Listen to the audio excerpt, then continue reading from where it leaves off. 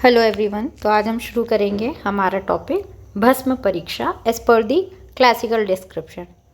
Okay, तो illustrate all the भस्म परीक्षा as per classical description, discuss and justify importance of भस्म परीक्षा। ठीक है, क्वेश्चन कुछ भी फॉर्म में आ सकता है। अब भस्म परीक्षाएं कौन कौन सी होती हैं? इनको दो भागों में विभक्त किया गया, एक तो फिजिकल और एक केमिकल टेस्ट। फिजिकल टेस्ट में कौन से आते हैं हमारे? वर्ण, वारितर, रेखापूर्ण, उन्नमन को ही उत्तम, अंजन सन्निभम, निश्चंद्रत्वम और सूक्ष्मत्व। केमिकल में क्या बोला है? आपुनर्भव, निरुत्य, निर्धूमत्वम। और विशेष परीक्षा में क्या बोला है? दधि अम्ल आवामी। ये किसकी परीक्षा है? ये ताम्र की है।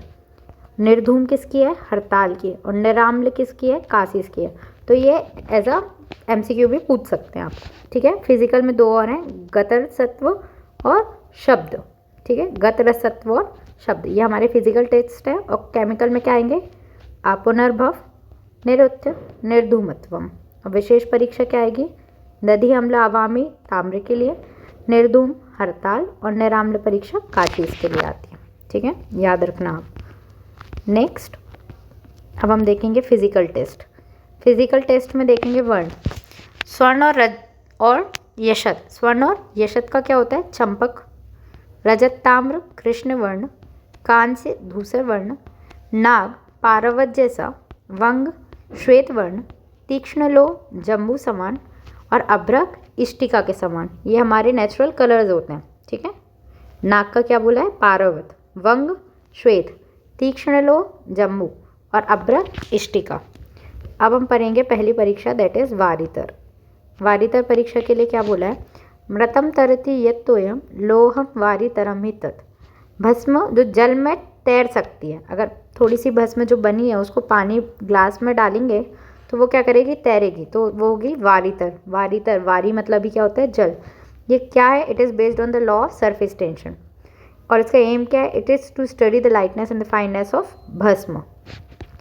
नेक्स्ट आती है हमारी रेखा पूर्णता। रेखा पूर्णता के लिए क्या बोला है? अंगुष्ठ तर्जनी स्पृष्ट यत रेखांतरे विषेद मृतलोहम तद उद्दिष्टम रेखा पूर्ण अभिधानता। इसका एम क्या है? It's aim to study the micro fineness of भस्म। अंगूठे और तर्जनी अंगुली के बीच में हमको भस्म रखना है और दोनों अंगुली के बीच में उसको रगड़ना है, मर्दन करना है।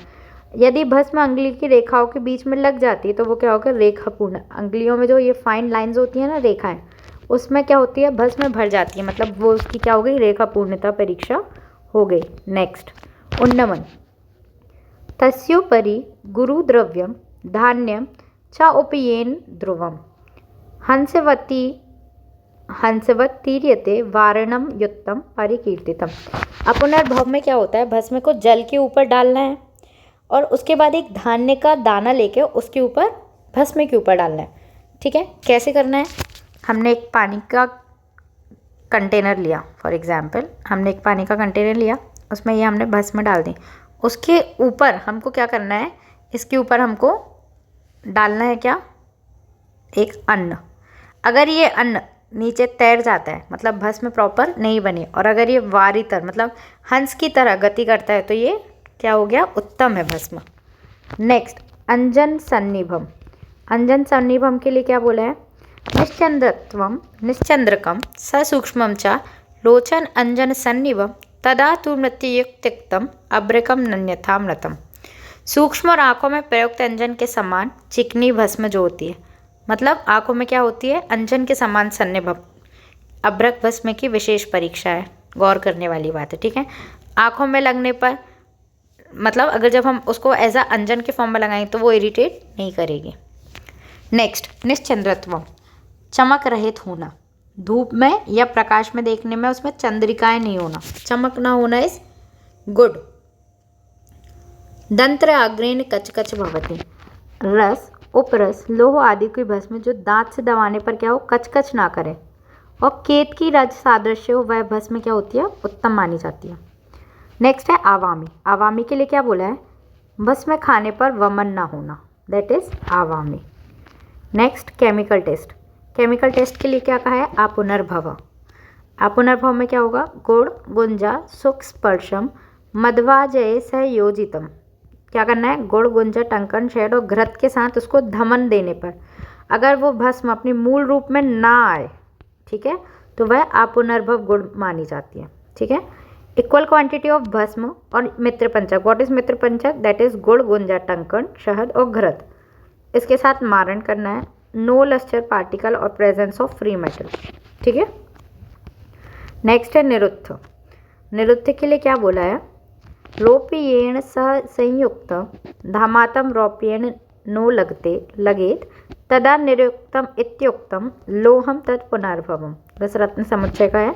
चांदी के साथ किसी धातु की भस्म को मिलाकर धमन करने से यदि उस भस्म का कुछ भी अंश चांदी के साथ मिलता ना हो तो ऐसी भस्म को क्या करना है? निरुत्त कहना है। क्या करना है? ये आपने एक चांदी का पैलेट लिया, उसमें क्या करिए आपने भस्म रखी और कवर कर दिया।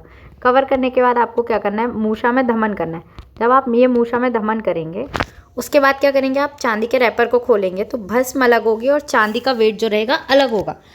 अगर इसमें क्या होता है, अगर चांदी के साथ मिलाने पर अब हम देखेंगे कि जो भस्म है और अगर चांदी के रैपर में अगर भस्म लग गई है और अगर उसका वेट गेन हो गया, इसका मतलब वो निरुत्त जो टेस्ट है उसको पार नहीं किया है। उसमें क्या होगा? Silver use because it indicate the presence और absence of free metal as it has the highest affinity to form alloy along with the metal.